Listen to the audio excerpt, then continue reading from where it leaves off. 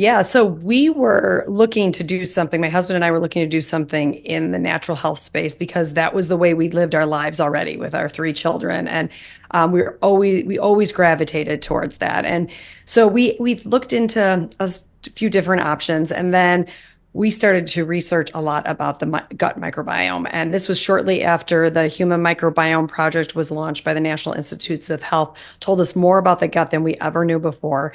And we wanted to do something in the gut health space, but we found this problem that most probiotics weren't surviving the gastric system.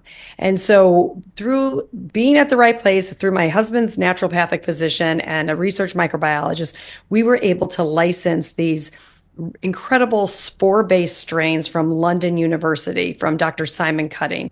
And these strains they're called spore-based probiotic, and they are called that because they have this endospore shell around itself. So it's not a mushroom spore, but it has this endospore shell around itself. And this spore shell allows it to be a very hardy organism and actually survive the journey from the mouth through the gastric system into the intestines. And so we did it. We just took our life savings and we purchased the exclusive rights to these strains out of London University. We came to the market as complete disruptors. Nobody had had a spore-based probiotic on the market. It was totally new technology. Nobody knew anything about it. I don't want to say new technology because it's not really new technology. It's a completely different category of probiotics, and really a true probiotic, because just to be defined as a probiotic, it needs to be a live microorganism that confers a benefit onto the host, which of course is the body. The overwhelming majority of probiotics on the market don't even meet the first part of that definition, which arriving alive in the intestines. They are not surviving that journey from the mouth through the gastric system, the stomach, into the intestines. The majority of them are dying. 99.99% of them die by the time they get to the intestines. So, and when we went to health food stores, or we started our journey not direct to consumer online, but to health food stores. And these health food store owners are very knowledgeable. They're very, very educated. They research, and they would time and time again, they would say, it never made sense to me that a probiotic needed to be in the refrigerator. It never made sense. Like, what you're telling me makes sense. And it's not that they had to believe me. We had the research on it. We had the double-blind human clinical trials on these strains. So the probiotic myth is one of my favorite ones I love to talk about. If a probiotic needs to be refrigerated in order to stay alive, think about it. Like, it means it wouldn't even survive on the store shelf. So how in the world would it ever survive your body temperature, which is 98.6? And that in and of itself, it just doesn't. They don't. We've tested this time and time again. So the overwhelming majority of probiotics would probably be dead just by your body temperature, but much less when it hits your stomach. Your stomach is meant to be the gastric barrier. It's very acidic. The overwhelming majority of probiotics on the market are dying by the time they hit the intestines because that gastric system, the stomach acid, is killing it. And so we're basically getting dead bacteria, and we could call that metabolic response modifiers, but they're not probiotics. They may provide some symptomatic relief, but they're not really making a true change in the microbiome. Okay, on the screen right now is exactly what Tina is talking about. There's HCl, hydrochloric acid, right? So it has to get through acid. If it has to be refrigerated, odds are, y'all, it ain't gonna survive. It's just not gonna work. And it must have been you had to do a trust fall. I mean, you found the IP and the science from London University, and you and your husband had a, come to God moment where you said, we're going to risk this. We're going to go spend our life savings because we believe in this so much. How did that work out? How did it work? How did we make that decision, or how did how did you come together? How did you say, here's our life savings, we're going to throw it into this mission? What did that feel like? How did that work out as a story? Oh my God, it was so scary. And, my parents are entrepreneurs, so that helped a little bit, just knowing that they did it and they failed, and then they got back up and they did it again. And, I think just having people around you that have gone through it. But I remember we were contemplating going, back and forth. Should we do it? Should we not? And we were actually going to Europe that summer. We were going to Italy, and we were with our three kids, on the island of Capri, just for a day trip, and having the most amazing day. Like one of the top 10 days of my life with my kids. Hmm. We're in on the island of Capri, and who do we run into? I have goosebumps telling the story. Dr. Oz. And I'm like, oh my God, like what are the chances because my husband, I should have backed up. My husband and I said, we are going to decide whether we do this on this trip. Like by the time we come back, we're going to like listen to signs or look at signs and see if this is the right thing to do. And while we were Hmm. at the island of Capri, we run into Dr. Oz and we actually approached him.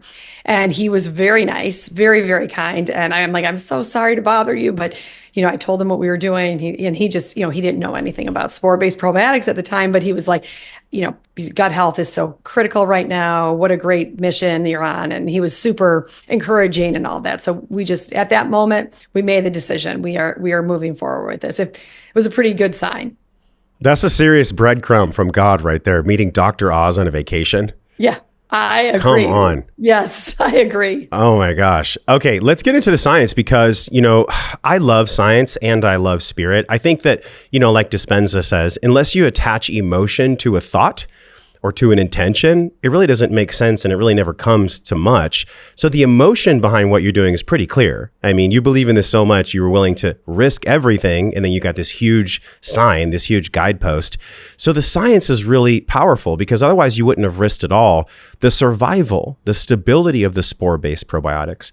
This is probably the most important thing. You already talked about it a little bit, but can you go deeper into this concept of dead on arrival? Because it fascinates me that when I go into Sprouts here in Austin, there's probably like 50 feet of refrigerated supplements.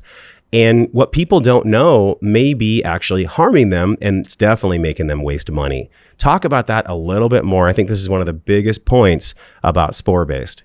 Yeah, well, I think the whole concept of refrigeration just stem from good intentions, that we know a probiotic needs to be a live microorganism. The part that we forgot, or people around us forgot, is that when it needs to be alive in the intestines. It doesn't need to be alive in the refrigerator. It needs to be alive in the intestines. And the interesting thing about the spores is when you buy our product, it is not a live microorganism. These spores are actually dormant in the bottle. It's not until they hit your intestines that they take their shell off, and that's when they go into their live vegetative cell state.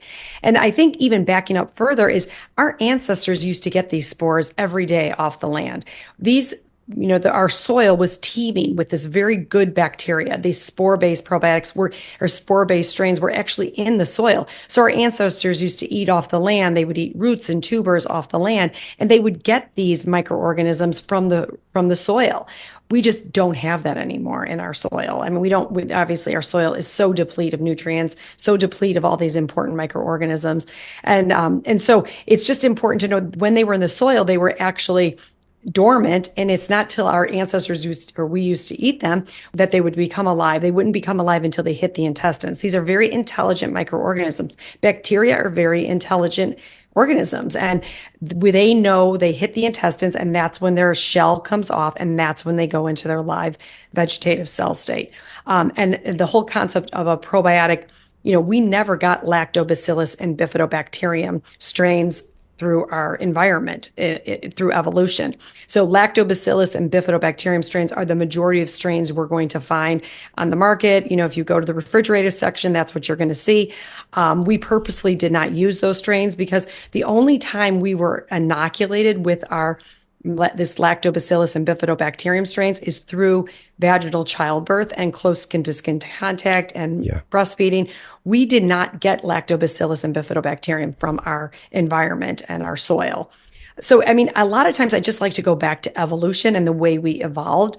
And it's nature's best way to take care of our microbiome is getting those same strains that were found in our soil and that our ancestors evolved consuming on a regular basis. I mean, if you go to a tribe in Tanzania, you aren't going to see people with ulcerative colitis, allergies, autoimmune issues. They are eating off the land and they are getting these really, really critical microorganisms from the soil. You probably aren't going to see Purell hand sanitizer in those tribes either. It's No, probably not you are going to not. exist. No, you are Yeah, not. my daughter's got it on lock here, what you're talking about. She actually eats dirt. Like we have 3 acres and she'll put dirt in her mouth and chew it. And I'm like, hold on, what are you doing? Wait, And then wait. part of me is like, oh, that's actually kind of good for her. I mean, as long as there's no pesticides, which we've been scraping and making sure that we don't use any pesticides. Don't go anywhere. Click the link on this screen. If you love that clip that you just watched, you're going to absolutely love this full length video. You just have to tap the little icon on the screen. While you're at it, subscribe.